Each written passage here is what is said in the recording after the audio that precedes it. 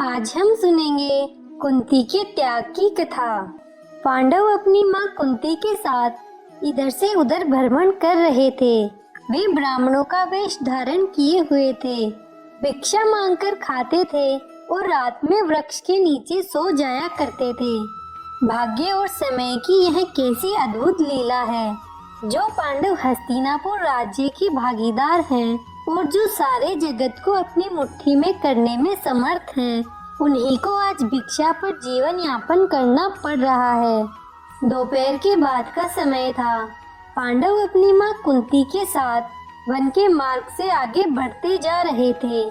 सहसा उन्हें वेद व्यास जी दिखाई पड़े। कुंती दौड़कर वेद व्यास जी के चरणों में गिर पड़ी। उनके चरणों को पकड़कर बिलक बिलक कर रोने लगी। उसने अपने आंसुओं से उनके चरणों को धोते हुए उन्हें अपनी पूरी कहानी सुना दी। वेद व्यास जी ने कुंती को धैर्य बंधाते हुए कहा, आंसू बहाने से कुछ नहीं होगा। जो ऊपर पड़ा है उसे धैर्य से सहन करो। जब अच्छे दिन आएंगे फिर सब कुछ ठीक हो जाएगा। चलो मेरे साथ चलो, मैं तुम्हें एक स्थान बताए दे रहा हूँ। कुछ दिनों तक वहीं रहकर समय काटो। वेद व्यास जी पांडवों को एक नगर में ले गए। उस नगर का नाम एक चक्रा था। आज के बिहार राज्य में शाहबाद जिले में आरा नामक एक बड़ा नगर है। महाभारत काल में आरा को ही एक चक्रा के नाम से पुकारा जाता था। उन दिनों एक चक्रा में केवल ब्राह्मण ही निवास करते थे। वेद व्यास जी पांडवों को एक चक्रा में पहुंचाकर चले गए। पांडव एक ब्राह्मण के घर में निवास करने लगे। पांचों भाई प्रतिदिन भिक्षा मांगने के लिए जाया करते थे। भिक्षा में जो अन्न मिलता था उसी से अपने जीवन का निर्वाह करते थे। उन दिनों एक चक्रा में एक राक्षस के द्वारा बड़े जोरों का आतंक फैला हुआ था। उस राक्षस का नाम बक था। वह दिन में वन में छिपा रहता था, रात में बाहर निकलता था और एक चक्रा में घुस जाता था। जिसे भी पाता था मार डालता था। खाता तो एक या दो आदमी को था, पर 15-20 आदमियों के प्राण रोज जाते थे। आखिर एक चक्रा के निवासियों ने बक से एक समझौता किया। प्रतिदिन नगर का एक आदमी अपने आप ही बक के पास पहुंच जाएगा और बक उसे मारकर खा लिया करेगा। एक ही आदमी की जान जाएगी। व्यर्थ में मारे जाने वाले लोग बच जाया करेंगे। बक ने भी इस समझौते को स्वीकार कर लिया। उसे जब बैठे बिठाए ही भोजन मिल जाता था तो वह समझौते को स्वीकार न करता तो क्या करता। उसने समझौते को स्वीकार करते हुए चेतावनी दे रखी थी कि अगर समझौते का उल्लंघन किया गया तो वह एक चक्रा को उजाड़कर मिट्टी में मिला देगा। बस उसी दिन से क्रम से एक घर का एक आदमी बक के पास जाने लगा। बक उसे खाकर अपनी भूख को शांत करने लगा। संयोग की बात है, एक दिन उस ब्राह्मण के घर की बारी आ गई, जिसके घर में पांडव अपनी माँ के साथ निवास करते थे। दोपहर के पूर्व का समय था। कुंती अपने कमरे में बैठी हुई थी। उस दिन भीम किसी कारणवश भिक्षा मांगने नहीं गया था। वह भी कमरे के भीतर कुंती के पास ही मौजूद था। सहसा कुंती के कानों में किसी के रोने की आवाज आई। रोने और विलाप करने का वह स्वर उस ब्राह्मण के कमरे से आ रहा था, जिसके घर में वह ठहरी हुई थी।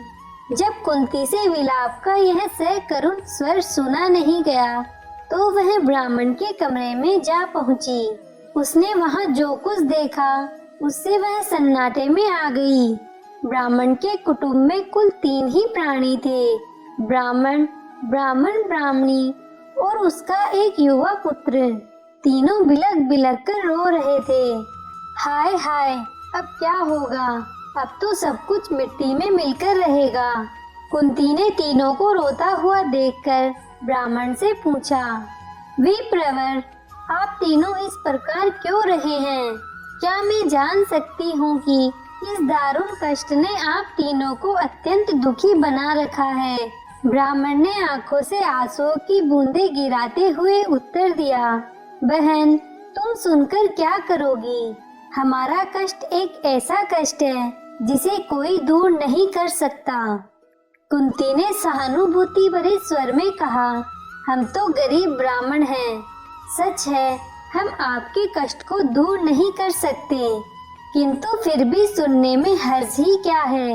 हो सकता है हम आपके कुछ काम आ जाएं। जब कुंती ने बहुत आग्रह किया तो ब्राह्मण ने बक राक्षस की पूरी कहानी उसे सुना दी।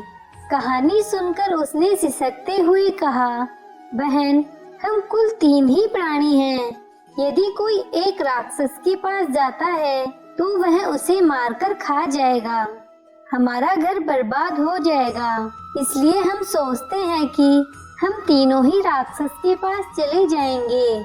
हम इसलिए रो रहे हैं, आज हम तीनों के जीवन का अंत हो जाएगा।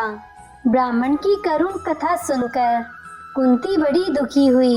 वह मन ही मन कुछ क्षणों तक सोचती रही, फिर बोली, विप्रवर, मैं एक बात कहती हूँ, उसे ध्यान से सुनिए। मेरे 5 पुत्र हैं। आज मैं अपने एक पुत्र को आपके कुटुंब की ओर से राक्षस के पास भेज दूंगी। यदि राक्षस मेरे पुत्र को खा जाएगा तो भी मेरे 4 पुत्र शेष रहेंगे। कुंती की बात सुनकर ब्राह्मण स्तब्ध रह गया। उसने परोपकार में धन देने वालों की कहानियां तो बहुत सुनी थी, पर पुत्र देने वाली बात आज उसने पहली बार सुनी। वह कुंती की ओर देखता हुआ बोला, बहन, तुम तो कोई स्वर्ग की देवी ज्ञात हो रही हो। मुझे इस बात पर गर्व है कि तुम्हारी जैसी देवी मेरे घर में अतिथि के रूप में है। तुम मेरे लिए पूजनीय हो। मैं अपने अतिथि से प्रतिदान लूं, यह अधर्म मुझसे नहीं हो सकेगा। मैं मिट जाऊंगा, पर मैं अतिथि को कष्ट में नहीं पड़ने दूंगा।